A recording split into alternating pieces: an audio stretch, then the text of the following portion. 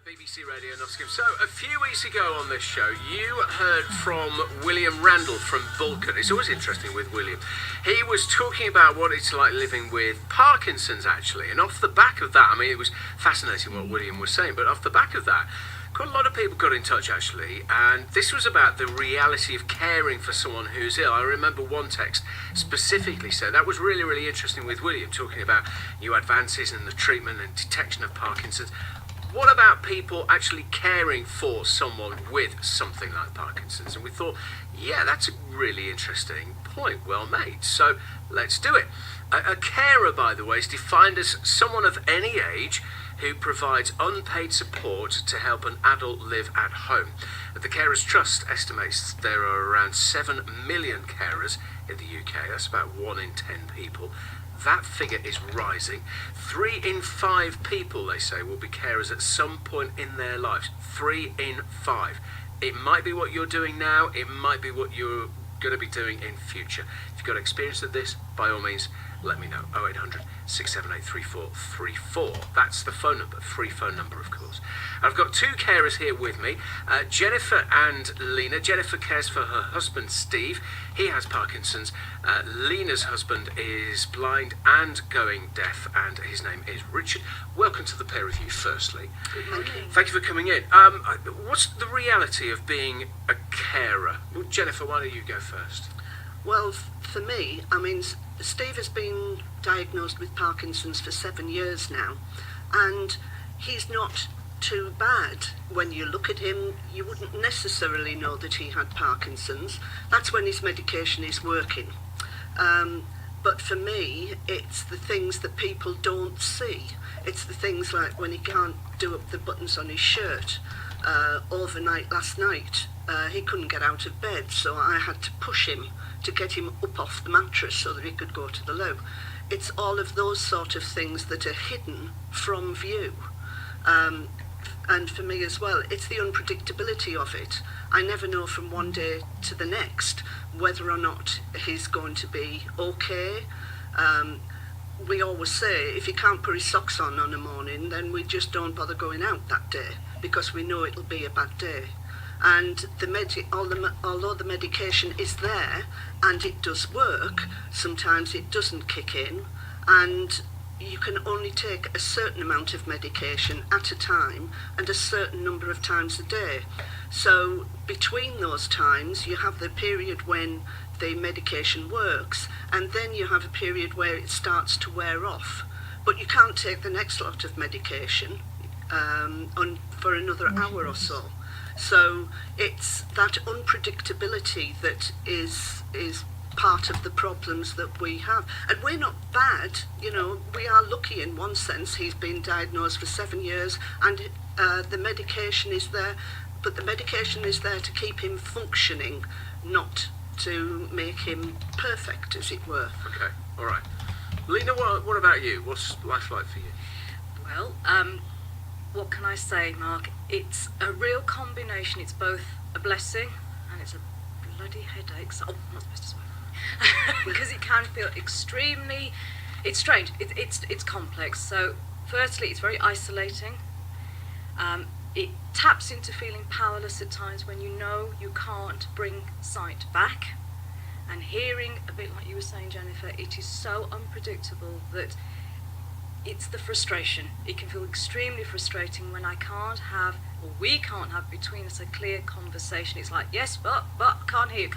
So there's an interruptedness. There isn't an easy flow at times. And yet in other ways, it's a real joy because there's ways we've had to find to be creative in order to be intimate. And when I say intimate, I don't mean only sexually. I'm meaning more about the contact in the relationship and actually how close we are. I just take for granted because he is completely dependent on me in the outside world, not at home, but it's once we're out in the world, it's that trust he has in me, which is a huge privilege. It's massive because I'm safeguarding, I'm risk assessing all the time we are out there. Can you imagine not being able to see or hear in a visual world, and actually not a very caring world at times, because I was sort of sharing before that people are very, some people I would say, are not very aware and actually quite cruel in terms of their disgust terms of disability. They will walk into Richard deliberately to knock his cane. They'll push me. They'll throw doors in my face. Really? Oh, yes.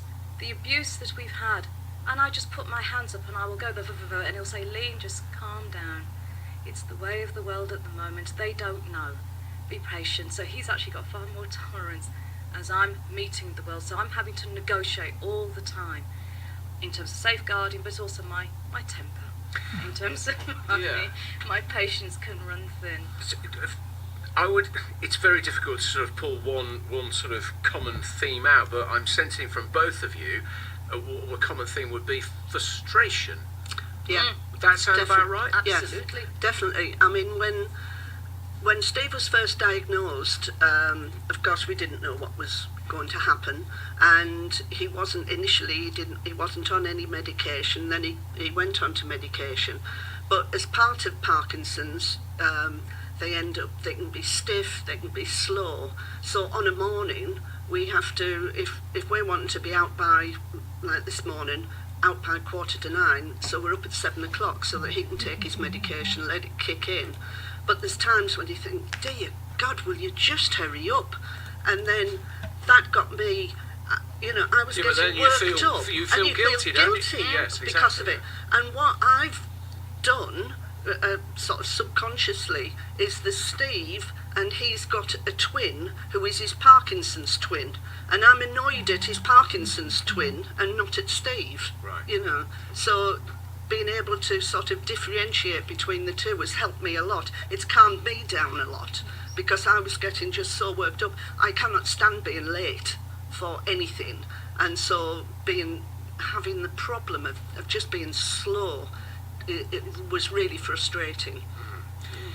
I wonder how much, we'll come on to support in a sort of larger sense in just a minute, but I just wonder if you both have a network of maybe other carers, other people you can sort of offload to, and in that kind of situation say, oh, this is so frustrating. You're shaking your head, Lina. I am, because as I was showing earlier, that it's only really this year that service has become available. I've been living with Richard for 20 years and watching his sight very much decline. He was sighted when I saw him, he was partially sighted, and now he's blind, and obviously the hearing wasn't an issue. And there's something about privacy, dignity and pride that kicks in. So those support networks may have been there, but there's something about actually dealing with the situation. You deny it, or I denied the severity of it, because I'm in it, and if I was to really admit it, would I be overwhelmed? Well, yes, I did become very overwhelmed, and that's when I reached out.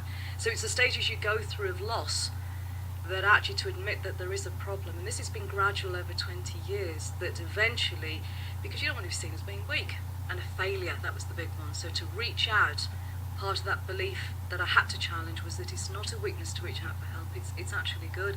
But there's something about the way I was brought up, because I was a child carer to my mum from the age of 4, so I've been in the caring field for nearly 50 years, 46 years, because she was one of the rare diabetics that were diagnosed in the early 70s, when diabetes wasn't even known about. It took 2 years for her to be finally diagnosed. So we just had to deal with it in the family. We had no extended family, because my parents had come from partition India. There was no support network in place, and to be ill meant that you were a failure. You couldn't admit that. So we had to deal with it in the tiny unit of me, my 2 sisters, my mum and dad. And that belief holding, conditioning has continued until now. I think that covers a lot of people. A lot of people say, oh no, I'm not a carer, I'm husband, wife, whatever.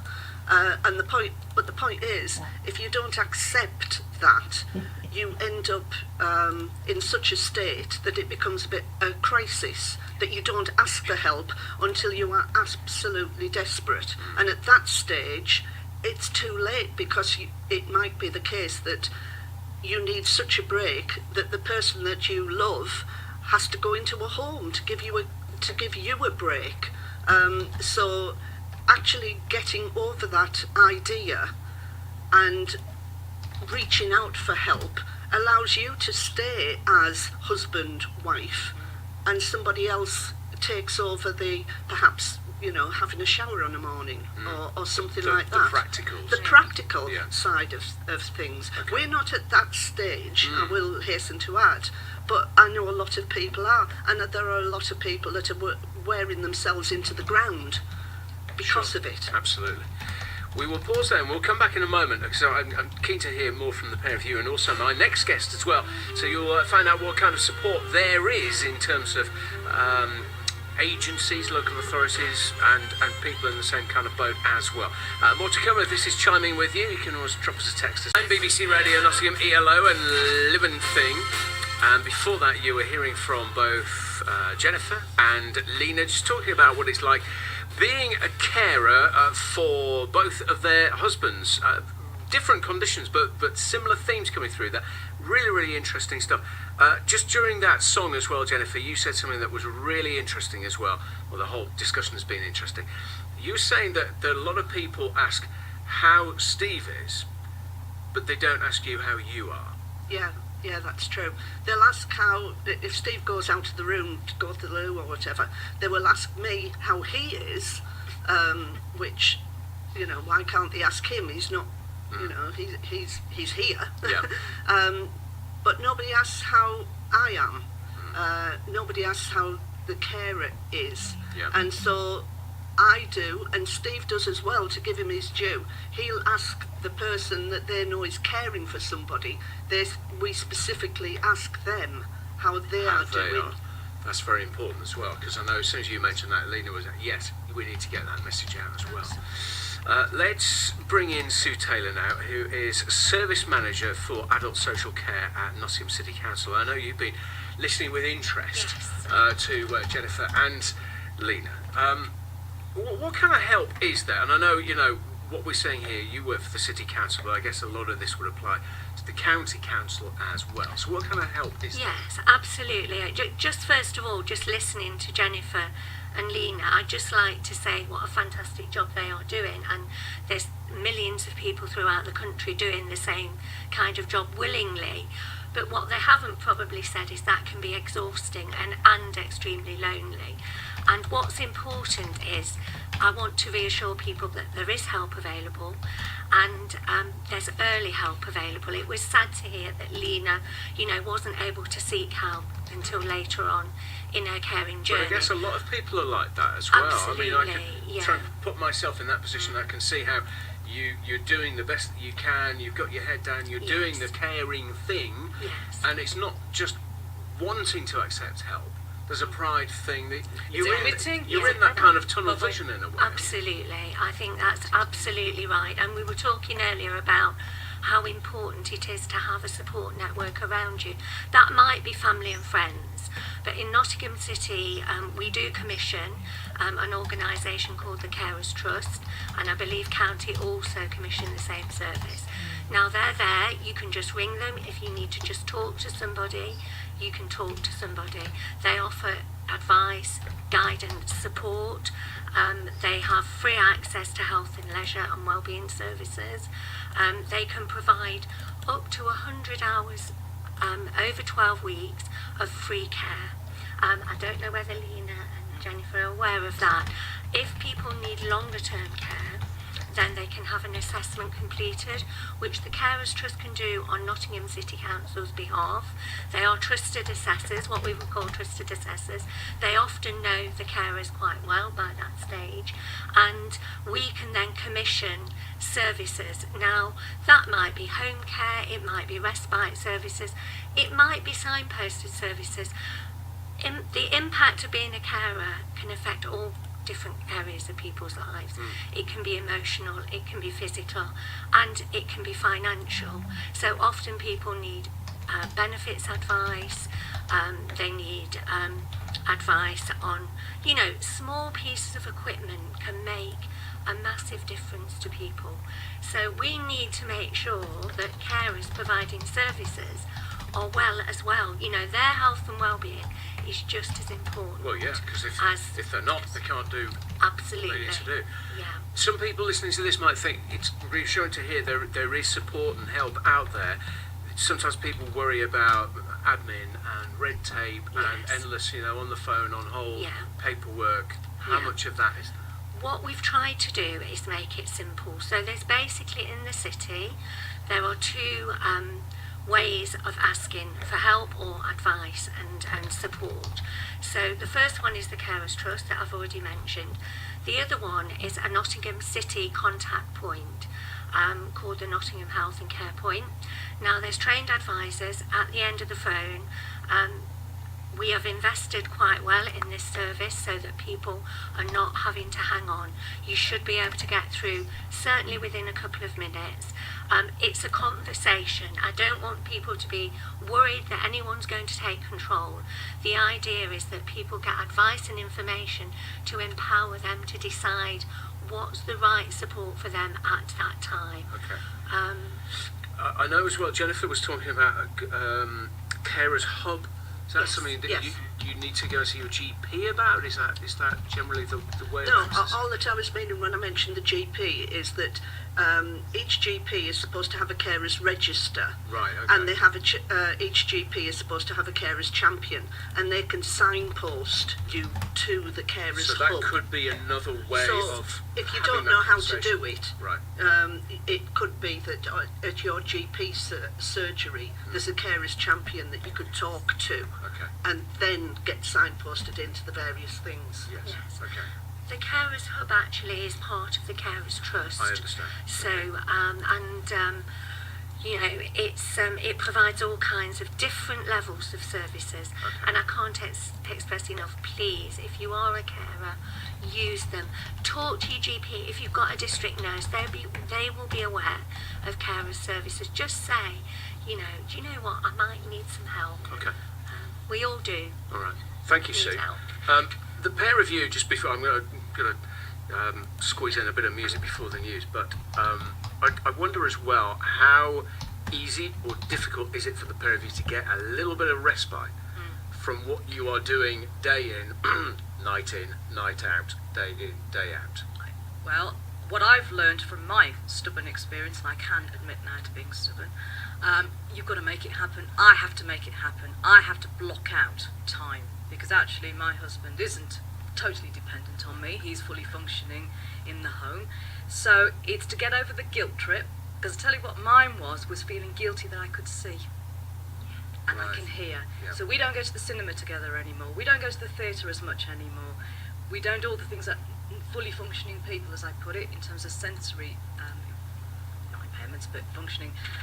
So it's actually being respectful to my needs, thinking, actually, I enjoy going to the cinema, so I do on a Thursday, the Broadway now. And that's your time. That's my time, and do I Yeah. relish it? Yeah, Of course. and it's a couple of hours, 3 hours, that's totally, I'm immersed, and then I can go back refreshed. So I'm not denying myself what I need, because if I'm nice and plump and resilient and replenished, I am then likely course. to be much nicer to live with. What about you, Jennifer? Do you Well- manage to get some time out?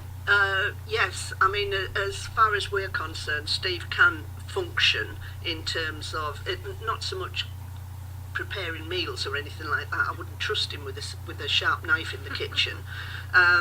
So, but between those times, you know, my time, I could do really what I want to do. Yeah. I'm heavily involved with Parkinson's UK, with the Nottingham branch.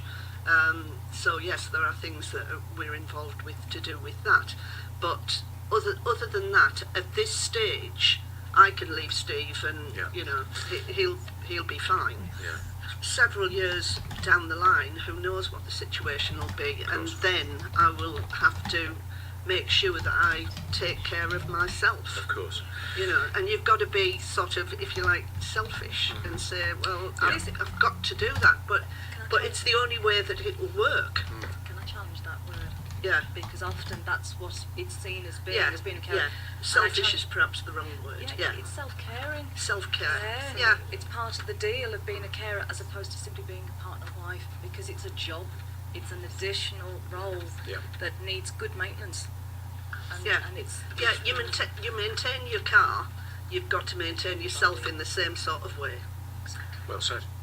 And the health and well-being of you as a carer is Absolutely. as important as the person you're caring for. to be respectful to the one you love. Absolutely. Yeah, indeed. Listen, lady, we'll have to leave it there. Thank you. We didn't get a chance to squeeze in some music, but I think that was more important, to be honest, what you were saying. And I know as well, you were saying, Jennifer, how involved you and Steve are in Parkinson's UK, and very timely this as well, because on Friday, St Jude's Church Hall, Woodborough Road in Mapley, there is a bit of a get-together as well. And this is a carers meeting, so very timely. Thank you for prompting me to... Carers meeting for people who look after people with Parkinson's. Indeed, absolutely right. Thank you all very much indeed. Sue from the City Council and Lina and Jennifer with their own experience of being carers. Maybe you've got the same kind of story or a slightly different point of view. Let me know. Not sending message 81333. You can text right now.